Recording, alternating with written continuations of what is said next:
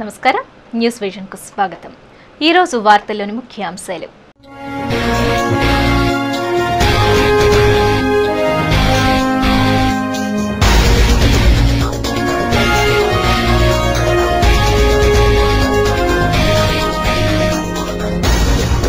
ముగిసిన గ్రూప్ 2 పరీక్షలు, కేంద్రాల వద్ద కట్టుదిట్టమైన భద్రత, 144 సెక్షన్।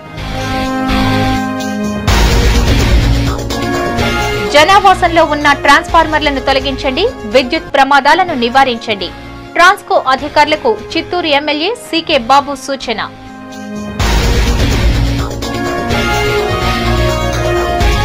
ప్రజా సమస్యలపై ఉద్యమించనున్న వామపక్షాలు, మౌలిక వసతుల కోసం సిపిఐ, నగదు బదిలీని వ్యతిరేకిస్తూ సిపిఎం, ఆర్డీఓ, మున్సిపల్ కార్యాలయాల ముట్టడికి పిలుపు।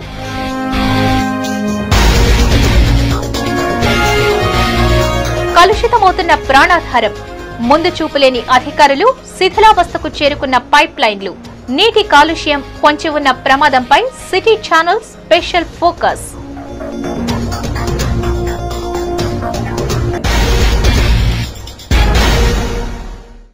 వార్తల్లోని వివరాలు। ఏబీపీఎస్సీ గ్రూప్ 2 పరీక్ష తిరుపతిలో ప్రశాంతంగా ముగిసింది। ఇటువంటి అవాంఛనీయ సంఘటనలు చోటు చేసుకోకుండా గట్టి పోలీసు బందోబస్తును ఏర్పాటు చేశారు।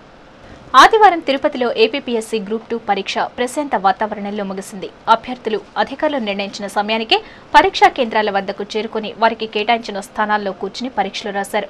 గ్రూప్ 2 పేపర్ 2 పరీక్ష ఉదయం 10 గంటలకు ప్రారంభమై మధ్యాహ్నం 12:30 ముగిసింది। అలాగే పేపర్ 3 మధ్యాహ్నం 2 గంటలకు ప్రారంభమై 4:30 ముగిసింది। అధికారులు అభ్యర్థుల సౌకర్యార్థం వసతి సౌకర్యాలు ఏర్పాటు చేశారు। పరీక్షా కేంద్రాల వద్ద అర్బన్ ఎస్పీ ప్రభాకర్ రావు ఆధ్వర్యంలో గట్టి పోలీసు బందోబస్తును ఏర్పాటు చేసి 144 సెక్షన్ను అమలు చేశారు।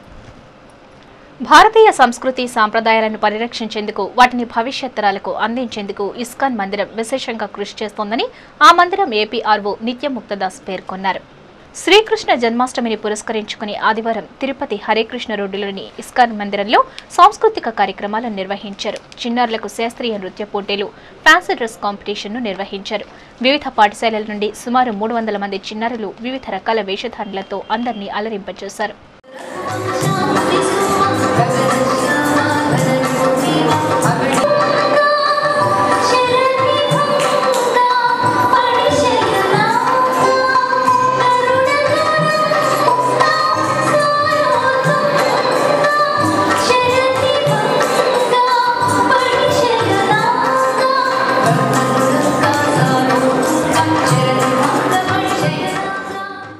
ఈ సందర్భంగా ఆ మందిరం ఏపీఆర్ఓ నిత్యముక్తదాస్ మాట్లాడుతూ, చిన్నారుల్లో భక్తిభావాలను పెంపొందించేందుకు, వారిలో ఆధ్యాత్మిక చింతనను సంతరింపచేసేందుకు ప్రతి ఏడు శ్రీకృష్ణ జన్మాష్టమిని పురస్కరించుకుని ఇస్కాన్ మందిరం చిన్నారులకు వివిధ రకాల పోటీలను నిర్వహించడం జరుగుతోందని అన్నారు।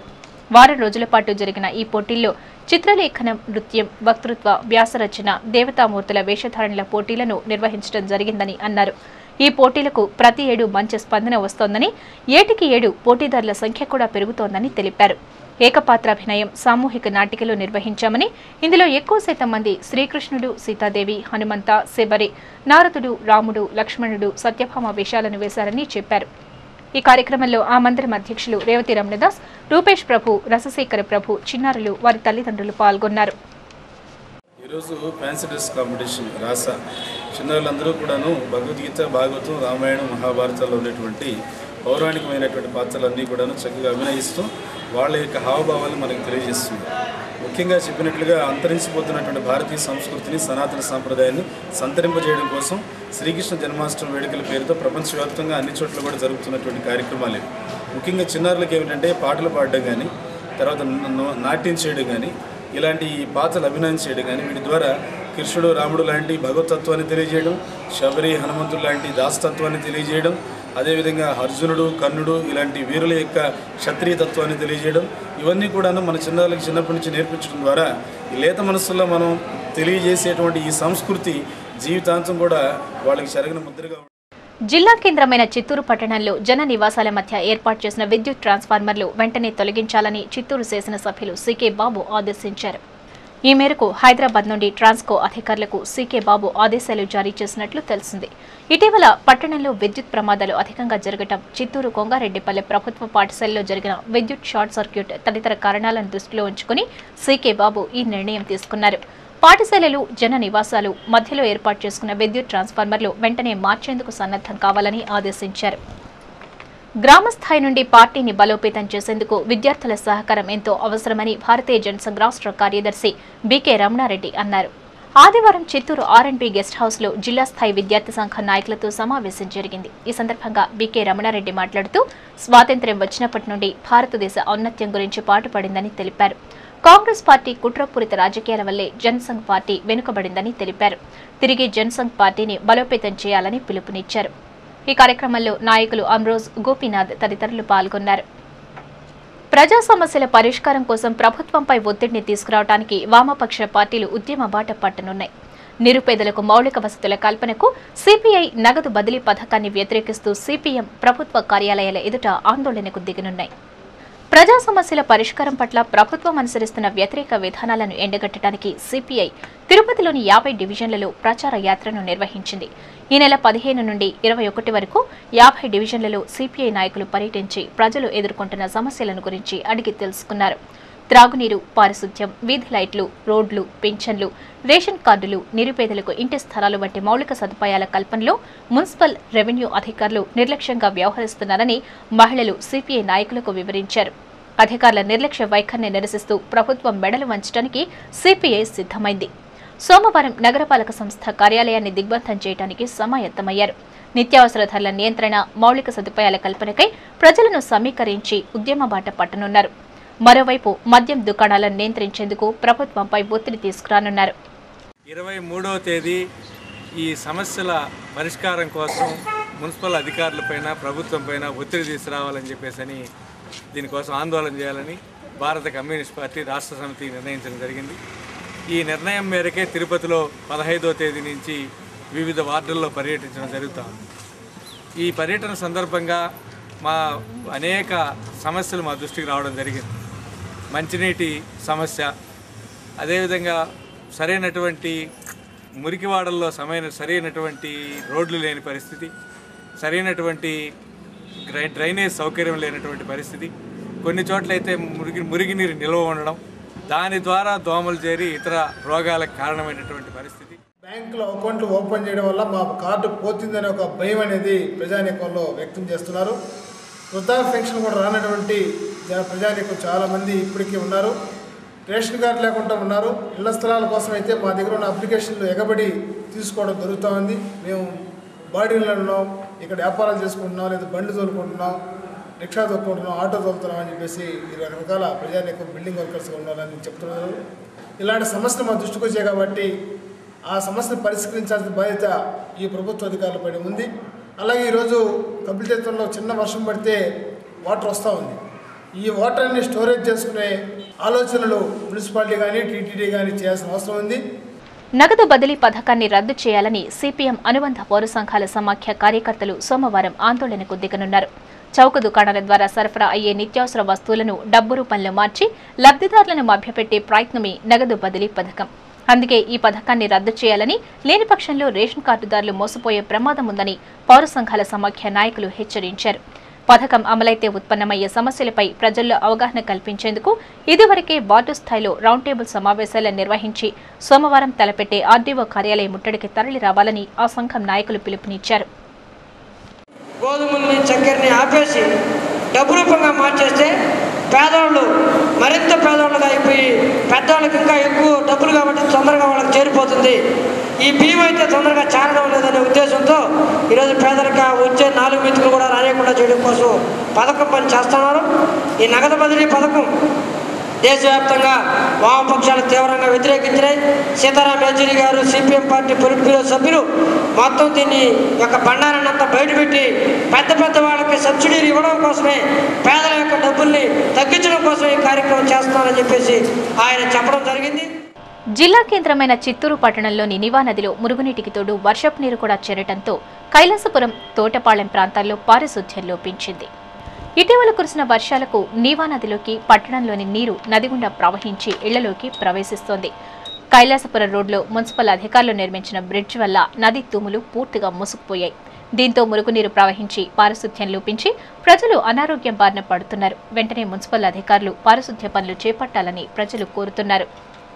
వర్షం 2 రోజుల క్రితం పడినప్పుడు నీళ్ళు ఇట్టపోదు, వంకలో ఇట్టపోవాల్సిన వాన నీళ్ళు ఇట్ట రిటర్న్ వెనక్కి వస్తుంది. ఈ కాలువ నీళ్ళంతా ఇంట్లో వచ్చి గలీజ్ బేదులు జ్వరము ఈ మరి ప్రజలకు చాలా ఇబ్బందులు పడి ఇప్పుడైనా గవర్నమెంట్ ప్రభుత్వము దీని గురించి సరి తీసుకోవాలని దాంట్లో మొత్తం వంకలో వచ్చి నీళ్లు పోదాం రిటర్న్ వస్తుందన్నమాట. అది ఊరు నీళ్ళంతా వచ్చి ఆ బ్రిడ్జి కింద క్లీన్ చేయకుండా దీనివల్ల ఈ ఇబ్బందులు జనాలకి ఇక్కడ నీళ్ళు అంతా ఇంటికి వచ్చేస్తుంది కాలువ నీళ్ళు. దీనివల్ల బేదీలు జనాలు జ్వరాలు చీటికలు ఎక్కువైపోయి పురుగులంతా వస్తుంది ఇంటి లోపల. దీని గురించి మున్సిపాలిటీ వాళ్ళు ఏం పట్టించుకునేలా క్లీన్ చేయాలి. Indian cricket association academy Challengers ట్రోఫీలో ఆంధ్రప్రదేశ్ జట్టు రన్నర్గా నిలవడం సంతోషదాయకమని ఆంధ్రప్రదేశ్ స్టేట్ 2020 క్రికెట్ అసోసియేషన్ రాష్ట్ర ప్రధాన కార్యదర్శి హరిబాబు పేర్కొన్నారు. ఆదివారం తిరుపతి ప్రెస్ క్లబ్లో ఏర్పాటు చేసిన విలేకరుల సమావేశంలో ఆయన మాట్లాడుతూ పంజాబ్లోని ఫజాల్కా పట్టణంలో ఇండియన్ 2020 క్రికెట్ ఫెడరేషన్ ఆధ్వర్యంలో ఈ నెల 5వ తేదీ నుండి 8 జట్లకు పోటీలను నిర్వహించారని, హర్యానా జట్టుపై ఆంధ్రప్రదేశ్ జట్టు గెలుపొంది సెమీఫైనల్స్ కు చేరుకోవడం జరిగిందని అన్నారు. ఈ నెల 15వ తేదీన జరిగిన ఫైనల్స్ లో పంజాబ్ జట్టు ఆంధ్రప్రదేశ్ జట్టుపై విజయం సాధించడంతో ఆంధ్రప్రదేశ్ రన్నర్గా నిలిచిందని తెలిపారు. ఆంధ్రప్రదేశ్ జట్టులో ఉత్తమ ప్రతిభ కనపరిచిన 4 క్రీడాకారులు ఆఫ్ఘనిస్తాన్, పాకిస్తాన్, ఇండియా జట్లలో జరిగే మ్యాచ్లలో ఆడనున్నట్లు చెప్పారు. ఈ విలేకరుల సమావేశంలో క్రీడాకారులు ఎంఎం రెడ్డి, కిరణ్ కుమార్, పృథ్వీచంద్, యశ్వంత్, మణి, హేమంత్ రెడ్డి తదితరులు పాల్గొన్నారు. లెవెల్ టోర్నమెంట్ అండి, Indian cricket academy Challengers trophy. This is the first time conduct చేశారు ఐటీసీఎఫ్ వాళ్ళు. ఐటీసీఎఫ్ అంటే ఇండియన్ 2020 క్రికెట్ ఫెడరేషన్. దీంట్లో మన ఇండియా నుంచి 8 రాష్ట్రాలు జట్టు పాల్గొన్నారు. ఒకటి తమిళనాడు, చెన్నై, హర్యానా, ఉత్తరాఖండ్, పంజాబ్, హైదరాబాద్, ఆంధ్రప్రదేశ్. ఈ 8 టీంలు ఇందులో పాల్గొన్నారు. మన ఆంధ్ర జట్టు తమిళనాడు తోటి హైదరాబాద్, హర్యానాల మీద విజయం సాధించి ఫైనల్స్కి అర్హత పొందింది. ఫైనల్స్లో పంజాబ్ తోటి మ్యాచ్ తలపడింది. పంజాబ్ 1 వికెట్ తేడాతో ఆంధ్ర జట్టు మీద విజయం సాధించి ఈ ఛాలెంజర్స్ ట్రోఫీలో విజేతగా నిలిచారు. ఆంధ్ర జట్టు రన్నర్స్గా నిలిచింది. చిత్తూరు లయన్స్ క్లబ్ అధ్యక్షులుగా ఎంవి రమణారెడ్డి ఎంపికయ్యారు. ఆదివారం చిత్తూరు జిల్లా పరిషత్ మీటింగ్ హాల్లో లయన్స్ క్లబ్ నూతన కార్యవర్గం ఏర్పడింది. ఈ సందర్భంగా సమావేశం జరిగింది. అధ్యక్షులుగా ఎంవి రమణ, కార్యదర్శిగా సుబ్రహ్మణ్యం, కోశాధికారిగా గోపీనాథ్ ఎంపికయ్యారు. ఈ సందర్భంగా అధ్యక్షులు ఎంవి రమణ మాట్లాడుతూ లయన్స్ క్లబ్ ఆధ్వర్యంలో ప్రజాసేవా కార్యక్రమాలు చేపడుతున్నట్లు తెలిపారు. ఈ సందర్భంగా 6 నుండి 10వ తరగతి విద్యార్థులకు రంగోలీ పోటీలు నిర్వహించి పోటీల్లో గెలుపొందిన వారికి డిక్షనరీలు బహుమతులుగా పంపిణీ చేశారు. నేను 15-16 సంవత్సరాలు సర్వీస్ చేస్తున్నాను. ఇన్నాళ్లకు నా సిన్సియారిటీ, నా సేవాభావం గుర్తించి చిత్తూరు క్లబ్ పెద్దలందరూ కలిసి నన్ను ప్రెసిడెంట్గా ఎన్నుకున్నారు. ఈ శుభ సందర్భంలో నేను నా వంతు ఈ సంవత్సరం క్లబ్ గౌరవ మర్యాదలు తగ్గకుండా మంచి సేవా కార్యక్రమాలు చేస్తామని ఈ క్లబ్కు సవినీయంగా మనం చేసుకుంటున్నాను. పోతే ఈ క్లబ్లో ఇంకా పెద్దలందరినీ దాతలు తాను వసూలు చేసి ఏదైనా మంచి సేవా కార్యక్రమాలు భాగస్థులు చేసి సామాజిక ఉద్యమ నేతల స్ఫూర్తితో ప్రతి పౌరుడు నవ సమాజ స్థాపనకు కంకణబద్ధులు కావాలని పూర్వ ప్రిన్సిపల్ రాజ్యలక్ష్మి పిలుపునిచ్చారు. ఆదివారం స్థానిక యూత్ హాస్టల్లో ఎన్ఎస్ఎఫ్ రాష్ట్ర కమిటీ విస్తృత స్థాయి సమావేశం జరిగింది. నవ సమాజ ఫెడరేషన్ ఆధ్వర్యంలో జరిగిన ఈ సమావేశానికి శ్రీ పద్మావతి డిగ్రీ మరియు పీజీ కళాశాల పూర్వ ప్రిన్సిపల్ రాజ్యలక్ష్మి, డాక్టర్ హరిప్రసాద్, నవజీవన్ సేవా సంస్థ నిర్వాహకులు శ్రీనివాసమూర్తి, సిటిజన్ వెల్ఫేర్ సభ్యులు బాలాజీ హాజరయ్యారు. ఈ సందర్భంగా పూర్వ ప్రిన్సిపల్ రాజ్యలక్ష్మి మాట్లాడుతూ మానవ సేవే మాధవ సేవగా భావించి యువత నవ సమాజ స్థాపనకు అంకితం కావాలని సూచించారు. విద్య, వైద్యం, ఉపాధి అందరికీ అందేలా కృషి చేయాలన్నారు. కుల మతరహిత సమాజ స్థాపనకు యువత నడుం బిగించాలని తెలిపారు. అప్పుడే ఉద్యమ నేతలు ఆశించిన నవ సమాజాన్ని స్థాపించగలమని ఆమె అభిప్రాయపడ్డారు. ముఖ్యంగా మనం ఏదైనా ఒక అంశం తీసుకుని దాని మీద ఫైట్ చేయాలి అని అనుకున్నప్పుడు, ఒక న్యాయాన్ని మనం నిలపాలి అనుకున్నప్పుడు తప్పనిసరిగా కొన్ని అజిటేషన్స్ చేస్తారు. తర్వాత కొన్ని తప్పనిసరిగా ఏవో కొన్ని యాక్టివిటీస్లో ఇన్వాల్వ్ అవ్వడం జరుగుతుంది. కానీ ఎటువంటి పరిస్థితుల్లోనూ కూడా ఏ న్యాయం కోసం పోరాడేటప్పుడు కానీ దేనికి కూడా నష్టం కలిగించకుండా ఉండేలాగా ప్లాన్ చేయాలి. అనంతరం ఎన్ఎస్ఎఫ్ వ్యవస్థాపక అధ్యక్షుడు నగేష్ సిటీ ఛానల్తో మాట్లాడుతూ యువకుల్లో దాగి ఉన్న సృజనాత్మకతను వెలికితీసి వారి ఉజ్వల భవిష్యత్తుకు బాటలు వేయడమే లక్ష్యంగా ఎన్ఎస్ఎఫ్ ముఖ్య ఉద్దేశమన్నారు. అంతేగాక ప్రజా శ్రేయస్సే ధ్యేయంగా తమ సంస్థ పనిచేస్తుందని తెలిపారు. యువతలో ఒక నూతనమైనటువంటి మార్పును తీసుకురావాలనే ఉద్దేశంతో నవసమాజ ఫెడరేషన్ ఎన్ఎస్ఎఫ్ ఆవిర్భవించి 1.5 సంవత్సరం పూర్తయింది. ఈ సందర్భంగా రాష్ట్ర స్థాయి సమావేశాన్ని తిరుపతిలో యూత్ హాస్టల్ నిర్వహించడం జరిగింది. ఈరోజు మొత్తం కూడా యూత్ని ఒక వేదికపైకి తీసుకొచ్చి అనేక విధాలమైనటువంటి ఈరోజు ప్రజా సమస్యలపైన కానీ అలాగే యువత ఈరోజున ప్రత్యామ్నాయంగా వాళ్ళ యొక్క కెరీర్ డెవలప్మెంట్ కోసం వాళ్ళలో ఉన్నటువంటి ప్రతిభను గుర్తించి వాళ్ళ వికాసాన్ని తోడ్పడేందుకు అలాగా సామాజిక సేవలైనటువంటి రక్తదానం అలాగే పచ్చదనం పరిశుభ్రత అనేకమైనటువంటి కార్యక్రమాల్లో యువతను భాగస్వాములు చేయాలని చెప్పి ఎన్ఎస్ఎఫ్ కంకణం కట్టుకున్నది. యువతతోనే దేశ ప్రగతి సాధ్యమని భారతీయ జనతా పార్టీ నాయకులు అభిప్రాయపడ్డారు. ఆదివారం స్థానిక కృష్ణాపురం ఠాణా వద్ద తిరుపతి బీజేపీ నాయకులు పార్టీ సభ్యత్వ నమోదు కార్యక్రమాన్ని ప్రారంభించారు. ఆ పార్టీ అందిస్తున్న సేవలకు ఆకర్షితులైన యువకులు బీజేపీలో సభ్యత్వాన్ని నమోదు చేసుకున్నారు. ఈ సందర్భంగా ఆ పార్టీ నాయకులు జల్లి మధుసూదన్ చంద్రారెడ్డి సిటీ ఛానల్తో మాట్లాడుతూ పార్టీని యువ రక్తంతో నింపాలనే ఉద్దేశంతో దేశవ్యాప్తంగా సభ్యత్వ నమోదు కార్యక్రమాన్ని చేపట్టామని తెలిపారు. ఇందులో భాగంగానే తిరుపతిలో కూడా ఈ కార్యక్రమాన్ని నిర్వహిస్తున్నామని చెప్పారు.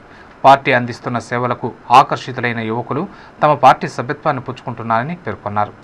పార్టీలో యువతకు మహిళలకు మొదటి ప్రాధాన్యత కల్పించి 2014 ఎన్నికల్లో బీజేపీ విజయాన్ని అందుకునే దిశగా కృషి చేస్తున్నామని భవిష్యత్ కార్యాచరణను వారు వివరించారు. ఈ సభ్యత్వ నమోదు కార్యక్రమంలో ఆ పార్టీ నాయకులు ఎంఆర్ రాజా, సుబ్రహ్మణ్యం యాదవ్, భక్తవత్సలం, యువత పాల్గొన్నారు. తిరుపతి పట్టణంలో కూడా ఈ రోజు నుండి ప్రారంభించాము. ఈ చేరే దాంట్లో యూత్ ఎక్కువ చేస్తున్నారు. మేము చేసే సేవా కార్యక్రమాన్ని పబ్లిక్ ఇష్యూస్ మున్సిపాలిటీ ఇష్యూస్ మీద ఆకర్షణ కదా పార్టీలు ఎక్కువ మంది సభ్యులు చేస్తున్నారు. ఈ సభ్యులు చేరేటప్పుడు ఒక ముఖ్య విషయం ఏంటంటే బీజేపీ పార్టీ పట్ల ప్రతిజ్ఞ కూడా చేస్తున్నారు. 5 ప్రతిజ్ఞలు ఉంటా 5 చేస్తున్నారు కాబట్టి పార్టీ భారతీయ జనతా పార్టీ ఈరోజు మన రాష్ట్రంలోనే కాకుండా దేశవ్యాప్తంగా కూడా సభ్యత్వ నమోదు కార్యక్రమాన్ని చేపట్టింది. ఈ సభ్యత్వ నమోదు కార్యక్రమంలో ఈసారి మహిళలకు కూడా ఒక ప్రధానమైన పాత్ర వహిస్తున్నారు. 25% ప్రతి వార్డులో కూడా 25% మహిళలకు కూడా ప్రత్యేకమైన సభ్యత్వాన్ని కేటాయించారు. అలాగే కాకుండా అన్ని సామాజిక వర్గాలకు కూడా ఎస్సీ ఎస్టీ నటులను కూడా దీంట్లో సభ్యత్వము చేర్పించాలని దృఢంగా దీక్ష మారిగా పూనుకొని ఈరోజు భారతీయ జనతా పార్టీ దేశవ్యాప్తంగా రాష్ట్ర వ్యాప్తంగా కూడా ఈ సభ్యత్వ నమోదు. ఇందులో భాగంగానే చిత్తూరు జిల్లాలో అన్ని మండలాల్లో అన్ని గ్రామాల్లో అన్ని నియోజకవర్గాల్లో వార్డు వైజ్ కూడా సభ్యత్వ నమోదు కార్యక్రమం జరుగుతున్నది. సకల జీవకోటికి నీరే ప్రాణాధారం. పంచభూతాల్లో 2వ స్థానంలో నిలిచి యావత్తు జగత్తును నడిపిస్తోంది జలం. తడారిన గొంతులు అమృతధార అవుతోంది. ఎంతో పవిత్రమైన జలాలు అడుగడుగునా కలుషితమవుతున్నాయి. నిర్లక్ష్యం, బాధ్యతారాహిత్యం వెరసి జలం గరళమవుతోంది. ఏటికేడాది మానవుణ్ణి మృత్యు గంటికల్లోకి నెడుతోంది. కలుషితమవుతున్న నీటిపై సిటీ ఛానల్ స్పెషల్ ఫోకస్. పరమశివుని చటాచూటాన కొలువై అపర భగీరథుని తపస్సుకు దివి నుంచి భూమికి దిగిన పుణ్య నదీమ తల్లి సుజలాం సుఫలాం అంటూ నెర్రెలిడిన నేలను సుసంపన్నం చేస్తోంది. అందుకే జలానికి ఉన్న ప్రాముఖ్యం అంతా ఇంతా కాదు. అయితే ఆధునిక మానవుడు అవలంబిస్తున్న పాశ్చాత్య పోకడల వల్ల ప్రకృతికి దూరం అయిపోతున్నాడు. అంతేకాక భూమికి భారమైపోతున్నాడు కూడా. తను పుట్టి పెరిగిన ప్రకృతిమాత ఒడిని అభివృద్ధి పేరుతో కలుషితం చేయాలని యత్నిస్తున్నాడు. పీల్చే గాలి, త్రాగే నీరు, నిలబడ్డ భూమిని కూడా వదలటం లేదు. గత శతాబ్ద కాలంలో కాలుష్యం అంచనాలకు మించి పెరిగిపోతూ ప్రమాద ఘంటికలను వినిపిస్తోంది. మానవాళి ఇప్పటికైనా మేల్కొని సత్వర కాలుష్య నివారణా చర్యలు చేపడితే తప్ప మానవ జాతికి మనుగడ లేదు. ఇంట గెలిచి రచ్చగెలవమన్నారు పెద్దలు. ప్రపంచాన్ని బాగుచేసే ముందు మన ఇంటిని మనం కాపాడుకోవాలి. ఊరితో పాటు నగరాన్ని సుందరంగా తీర్చిదిద్దుకోవాలి. ప్రపంచ చిత్రపటంలో తిరుపతికి ఓ ప్రత్యేక స్థానం ఉంది. అటువంటి పుణ్యప్రదేశంలో పారిశుధ్యం లోపభూయిష్టంగా తయారైంది. తిరుపతి రూపాన్ని మార్చేస్తామంటున్న నేతల మాటలు అమలుకు నోచుకోవటం లేదు. ఫలితంగా ఎక్కడ వేసిన గొంగళి అక్కడే అన్న చందంగా తయారైంది నగర పరిస్థితి. నగర జనాభాకు తాగునీటిని అందించే పైప్లైన్లు ఏర్పాటు చేసి కనీసం 3 దశాబ్దాలు గడిచాయి. అదే సమయంలో భూగర్భ డ్రైనేజీ వ్యవస్థను ఏర్పాటు చేశారు. ఒక నిర్దేశిత ప్రణాళికను అనుసరించకపోవడంతో త్రాగునీటి కాలుష్యం విపరీతంగా పెరిగింది. పైప్లైన్లు నేటికి మురుగు కాల్వల్లోనే ఉన్నాయి. ప్రధానంగా Pulaveedhi, scavengers colony, STV Nagar, new Indiranagar, PK layout, KT road, RC road తదితర ప్రాంతాలలో త్రాగునీటి పైప్లైన్లు మురుగునీటి కాల్వల్లోనే తిష్టవేశాయి. పైపులు లీకై మంచినీరు వృధాగా పోతోంది. కొన్ని చోట్ల త్రాగునీటిలో మురుగునీరు కలిసి అదే నీరు సరఫరా అవుతోంది. వీటికి తోడు చెత్త చెదారాలు పెరుకుపోయి దోమలు పెరుగుతుండటంతో పైపులకు రబ్బరు చుట్టాల్సి వస్తోంది. ఈ పరిస్థితి ఒక్క తిరునగరంలోనే కాదు, సమీప అర్బన్ పంచాయతీల్లోనూ నెలకొంది. త్రాగునీరు యథేచ్ఛగా కలుషితమవుతున్నా యంత్రాంగం పట్టించుకున్న దాఖలా లేవు. దశాబ్దాల కిందట ఏర్పాటు చేసిన పైప్లైన్లు పూర్తిగా శిథిలావస్థకు చేరుకున్నాయి. కాలుష్యాన్ని అరికట్టాలంటూ అధికారులకు వస్తున్న ఫిర్యాదులు మూలన పడుతున్నాయి. అనుమానం వచ్చిన చోట నీటిని నమూనా తీసి ప్రయోగశాలకు పంపి చేతులు దులిపేసుకుంటున్నారు. తర్వాత వాటి ఫలితాలు ఏంటనేది రావటం లేదు. నెలకు 20 చొప్పున ఏటా కనీసం 250 నుంచి 300కు పైగా ఫిర్యాదులు వస్తున్నాయంటే ఆశ్చర్యం కలుగక మానదు. ప్రస్తుతం వర్షాకాలం ఆరంభమైంది. సీజనల్ వ్యాధులు ప్రబలే ప్రమాదం పొంచి ఉంది. అతిసారం, విష జ్వరాలు, డెంగీ తదితర వ్యాధులు ఏ క్షణాన్నైనా వచ్చే వీలుంది. ఈ నేపథ్యంలో త్రాగునీటి రక్షణకు తీసుకోవాల్సిన జాగ్రత్తలపై ప్రజలను అప్రమత్తం చేయాల్సిన అవసరం ఉంది. పరిశుద్ధ జలాన్ని ప్రజలకు అందించేందుకు యుద్ధ ప్రాతిపదికన చర్యలు చేపడితేనే జల కాలుష్యాన్ని అరికట్టే వీలుంది. ఇప్పటికే ప్రకృతి కలుషిత కూరల్లో చిక్కుకుపోయింది. కాలుష్యం బారిన పడిన మనిషి నిస్సార జీవనాన్ని గడపాల్సి వస్తోంది. నగరీకరణ, పట్టణీకరణ ప్రభావంతో సకల సౌకర్యాలు సమకూరుతున్నా కనీసం గాలి, నీరు అయినా స్వచ్ఛమైనవి కావాలని ప్రతి మనిషి కోరుకుంటాడు. ఇది అత్యాశ అవుతోంది. తిరుపతిలో ఈ దుస్థితి స్పష్టంగా కనిపిస్తోంది. నగరం విస్తరిస్తున్న కొద్దీ కాలుష్యం జడలు విప్పుతోంది. దీంతో నీరు, గాలి కాలుష్యభరితమవుతోంది. కాలుష్యాన్ని నిలువరించాలంటే ఓ నిర్దిష్టమైన ప్రణాళిక అవసరం. శరవేగంగా అభివృద్ధి చెందుతున్న నగరంలో సమస్యలను గుర్తించాలి. కాలుష్యంపై ప్రజలకు అవగాహన కల్పించి వారి సహకారంతోనే పొంచి ఉన్న ప్రమాదం నుంచి బయటపడేందుకు ప్రభుత్వం చర్యలు తీసుకోవాల్సి ఉంది. శిథిలావస్థకు చేరుకున్న పైపులను గుర్తించి వాటి స్థానంలో కొత్తవి ఏర్పాటు చేసి నీటి కలుషితం కాకుండా జాగ్రత్తలు తీసుకోవాలి. అప్పుడే మానవుని మనుగడ సాధ్యం. లేని పక్షంలో మూల్యం చెల్లించుకోక తప్పదు. అయితే ప్రభుత్వం ఏ మేరకు స్పందిస్తుందో వేచి చూడక తప్పదు. మరి మొత్తం పైపు ద్వారాగా వెంకటేశ్వర కాలనీ లాస్ట్ దాకా మాకు ఈ నీళ్ళు మేమేం తాగేది చెప్పండి సార్? ఈ నీళ్ళు ఎడ తాగేది? ఈ నీళ్ళే తాగుతున్నాం. ఏ మాత్రము పంచాయతీ వాళ్ళు దీని గురించి ఏ మాత్రం పంచాయతీ వాళ్ళు కంప్లైంట్ ఇచ్చినా పట్టించుకోవడం లేదు. భారతీయ సంస్కృతి సంప్రదాయాలను పరిరక్షిస్తున్న కళాకారుల పట్ల ప్రభుత్వం, టీటీడీ నిర్లక్ష్యంగా వ్యవహరించడం దారుణమని జానపద వృత్తి కళాకారుల సంఘం జిల్లా అధ్యక్షులు యాదగిరి ఆవేదన వ్యక్తం చేశారు. ఆదివారం తిరుపతి ప్రెస్ క్లబ్లో ఏర్పాటు చేసిన విలేకరుల సమావేశంలో ఆయన మాట్లాడుతూ శ్రీవారి ఔన్నత్యాన్ని చాటే కళాకారుల పట్ల టీటీడీ వివక్ష చూపడం బాధాకరమన్నారు. జిల్లాలోని 66 మండలాల్లో 2160 కళా బృందాలు ఉన్నాయని, వీటి సంఖ్యను పెంచాల్సింది పోయి వాటిని 576కు కుదించడం ఎంతవరకు సమంజసమని ప్రశ్నించారు. జిల్లాలోని కళా బృందాలకు కాకుండా ఇతర రాష్ట్రాలకు చెందిన వారికి పైరవేలతో అవకాశాలు కల్పిస్తున్నారని, ఇచ్చిన వారికే మళ్లీ అవకాశం కల్పించడం సరైంది కాదని అన్నారు. హరికథలు, అఖండనామ సంకీర్తన, మెట్లోత్సవాల్లో అవకాశాలు కల్పించాలని పలుమార్లు నిరసనలతో టీటీడీకి విజ్ఞప్తి చేసినప్పటికీ అధికారులు స్పందించకపోవడం శోచనీయమన్నారు. టీటీడీ తమకు అవకాశాలు కల్పించాలని కోరుతూ ఈ నెల 24వ తేదీ నుండి ధర్మ ప్రచార పరిషత్ కార్యాలయం ఎదుట నిరాహార దీక్షకు దిగుతున్నట్లు ఆయన పేర్కొన్నారు. ఈ విలేకరుల సమావేశంలో ఆ సంఘం జిల్లా నాయకులు బాబు, ఓవి రమణ, శ్రీనివాసులు, మునీంద్ర, అమర్నాథాచారి పాల్గొన్నారు.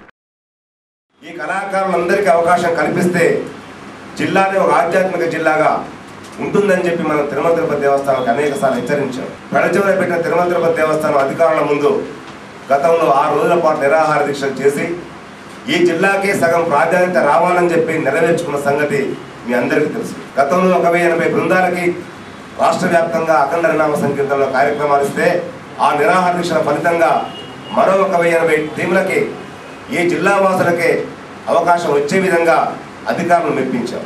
కానీ తిరుమల తిరుపతి దేవస్థానం నిర్లక్ష్యం వల్ల ఇతరులకు అవకాశం ఇస్తే మాకు కొంత లాభం ఉంటుందని చెప్పి ఆలోచించి 1 సంవత్సరం పాటు మాత్రమే ఆర్డర్ను అమలుపరిచి ఆ తర్వాత పోయిన నవంబర్ నుంచి పూర్తిగా ఈ జిల్లాకి 571 టీములుగా కుదించారు.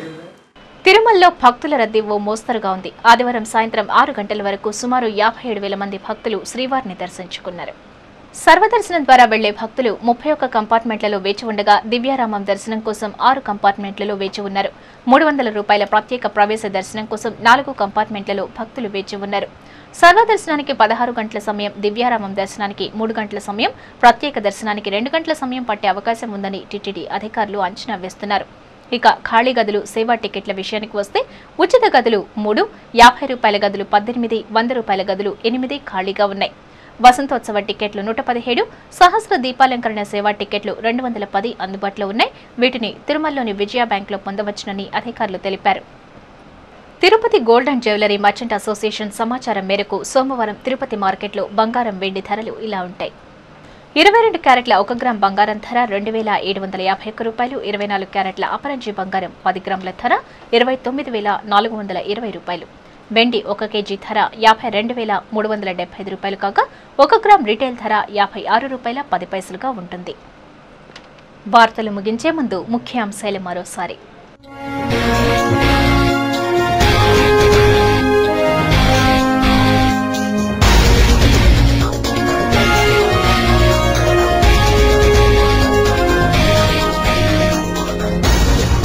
ముగిసిన గ్రూప్ 2 పరీక్షలు, కేంద్రాల వద్ద కట్టుదిట్టమైన భద్రత, 144 సెక్షన్.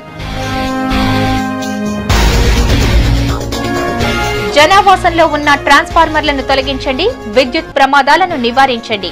ట్రాన్స్కో అధికారులకు చిత్తూరు ఎమ్మెల్యే సీకే బాబు సూచన.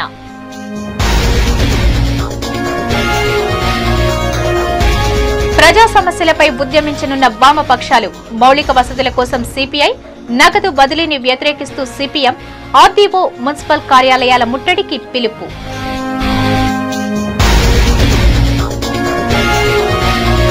కలుషితమవుతున్న ప్రాణాధారం, ముందు చూపులేని అధికారులు, శిథిలావస్థకు చేరుకున్న పైప్ లైన్లు, నీటి కాలుష్యం, పొంచి ఉన్న ప్రమాదంపై సిటీ ఛానల్ స్పెషల్ ఫోకస్.